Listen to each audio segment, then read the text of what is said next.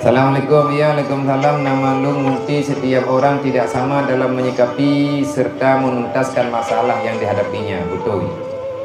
Ada yang karena satu masalah menjadi orang tersebut menjadi terpuruk, lemah, dan bahkan kehilangan harga dirinya.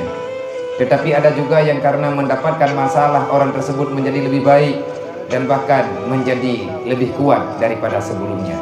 Pertanyaan, bagaimana cara menghadapi masalah sebagai motivasi hidup serta bisa memaknai sebuah hikmah daripada masalah yang kita alami?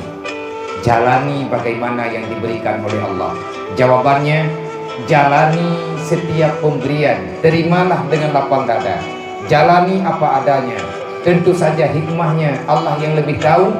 Allah tidak akan pernah memberikan sesuatu kepada orang yang beriman kecuali yang terbaik kepada itu hamba dalam ilmunya Allah. Inna lillahi wa inna ilaihi raji'un. Kalau seandainya ada sesuatu yang terjadi musibah dalam kehidupan, maka setelah kita mengatakan inna lillahi wa inna ilaihi raji'un, selanjutnya berdoa pada Allah. Dibantang doa, Allahumma ajirna fi musibatina wa aqibna khairan minha. Allahumma ajirna fi musibatina. Ya Allah, lekaslah, Engkau lepaskan saya daripada musibah ini. Wa aqibna khairan minha. Gantikan musibah yang telah saya terima darimu ya Allah, gantikan dengan kehidupan yang lebih baik pada masa yang akan datang.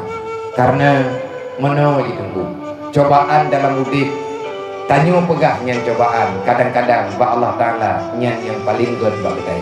Biasanya di saat getanyo ditimpa bertubi-tubi masalah, maka masalah itulah yang akan membuat kita itu manusia yang dewasa. Pastinya cuman kadang-kadang urang wate gejuk musibah oleh Allah Ta'ala gajen kecewa, terpuruk, tidak bisa bangun, dan bahkan yang terkadang-kadang hilang ingatannya. Itulah bukti lemahnya iman dalam memahami pemberian Allah. Solusi terbaik akibat jangan jauhkan diri katanya daripada belajar ilmu agama, karena hikmah kehidupan selalu ada dalam jawaban yang diajarkan oleh guru-guru agama. Wallah